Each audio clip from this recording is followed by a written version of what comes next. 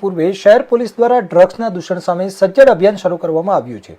વડોદરા શહેર પોલીસ અને ફેથ ફાઉન્ડેશનના સંયુક્ત ઉપક્રમે જનજાગૃતિ રેલી તેમજ MS યુનિવર્સિટી ખાતે વિશેષ ડ્રગ અવેરનેસ કાર્યક્રમનું આયોજન કરવામાં આવ્યું હતું।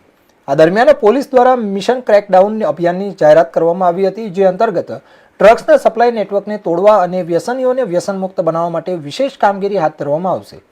આ કાર્યક્રમમાં પોલીસ અધિકારીઓ, કર્મચારીઓ અને મોટી સંખ્યામાં નાગરિકો જોડાયા હતા।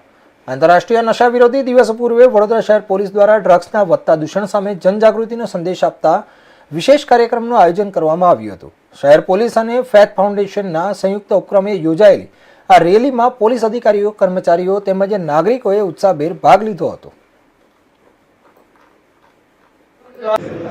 26 જૂન ઇન્ટરનેશનલ ડે અગેન્સ્ટ ડ્રગ્સ તરીકે ઉજવવામાં આવે છે, પરંતુ આજે 23 જૂને વડોદરા શહેર પોલીસ અને ફેથ ફાઉન્ડેશનના સંયુક્ત ઉપક્રમે એક આ જનજાગૃતિ કાર્યક્રમનું આયોજન કરવામાં આવ્યું છે।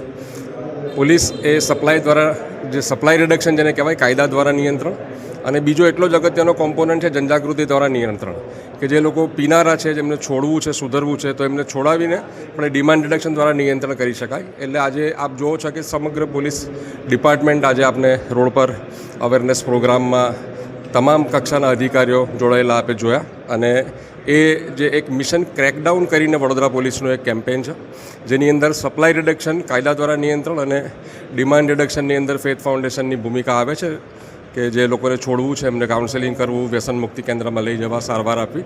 એટલે આ બંને તરફથી એક આ મિશન ક્રેકડાઉનનો પ્રયત્ન છે કે વડોદરાની અંદર ડ્રગ એબ્યુઝના ઇન્સિડન્સીસ ઘટે અને તો આ જે ડ્રગ્સનું જે પ્રિવિલન્સ છે એ કંટ્રોલમાં આવે। આજે drug awareness day, anti drug awareness day છે। આમ તો 26 તારીખે છે, પણ એ દિવસે ધાર્મિક તહેવાર અને બંદોબસ્ત હોય એટલે પોલીસ ફ્રી નથી હોવાની, એટલે આજે આ ડ્રગ વિરોધી દિવસના અવેરનેસ કાર્યક્રમનું આયોજન કરવામાં આવેલું છે। આપ જેમ જાણો છો એમ મોટી સંખ્યામાં પોલીસ કર્મચારીઓ અને વડોદરા શહેરના નાગરિકોએ એન્ટી ડ્રગ માર્ચમાં ભાગ લીધો। ત્યારબાદ એ માર્ચ બાદ અત્યારે આ જે ઓડિટોરિયમ છે MS યુનિવર્સિટીનું, એમાં ડ્રગ અવેરનેસ કાર્યક્રમ પણ રાખવામાં આવેલો છે। આપ જાણો છો એમ એક ડ્રગ્સનું જે દૂષણ છે એક ખૂબ મોટી ચેલેન્જ છે। એ ખાલી એક સિક્યુરિટી ચેલેન્જ જ નથી, એન્ફોર્સમેન્ટની ચેલેન્જ પણ ખાલી ચેલેન્જ નથી, એક સામાજિક બહુ મોટો પ્રશ્ન છે, અને સાથે સાથે દેશની સુરક્ષા સાથે પણ સંકળાયેલો આ પ્રશ્ન છે। ડ્રગ્સના દૂષણને કોઈ પણ સંજોગોમાં ડામી દેવું જરૂરી છે। રાજ્ય સરકાર અને કેન્દ્ર સરકારનો પણ ખૂબ કડક અભિગમ આની બાબતે રહેલો છે। આપ જાણો છો એમ ઓર્ગેનાઇઝેશનલ ચેન્જીસ કરવામાં આવ્યા છે, ATSને ખૂબ સુદૃઢ કરવામાં આવી છે, દરેક શહેર અને જિલ્લામાં SOGને સુદૃઢ કરવામાં આવી છે। સાથે સાથે આપને જાણ છે એ પ્રમાણે તાજેતરમાં ANTF, એન્ટી નાર્કોટિક ટાસ્ક ફોર્સનું પણ ગઠન કરવામાં આવ્યું છે, અને પોલીસ સ્ટેશન્સના પણ એમને પાવર્સ આપવામાં આવ્યા છે। એટલે આ ઓર્ગેનાઇઝેશનલ ચેન્જીસ પણ મોટા પાયે કરવામાં આવ્યા છે। સાથે સાથે ઇન્ફ્રાસ્ટ્રક્ચર પણ ઊભું કરવામાં આવી રહ્યું છે, અને સૌથી મહત્ત્વનું જે લેટેસ્ટ ઇક્વિપમેન્ટ છે એ પણ સરકાર દ્વારા પૂરા પાડવામાં આવ્યા છે। એમાં ડ્રગ કીટ હોય કે સ્નિફર ડોગ્સ હોય કે ટ્રેકર ડોગ્સ હોય કે ડ્રગ ડિટેક્શન કીટ હોય, ખૂબ સારી અને એકદમ ક્વોલિટીવાળી આ બધી કીટ પોલીસ ખાતાને ઉપલબ્ધ કરાવવામાં આવી છે।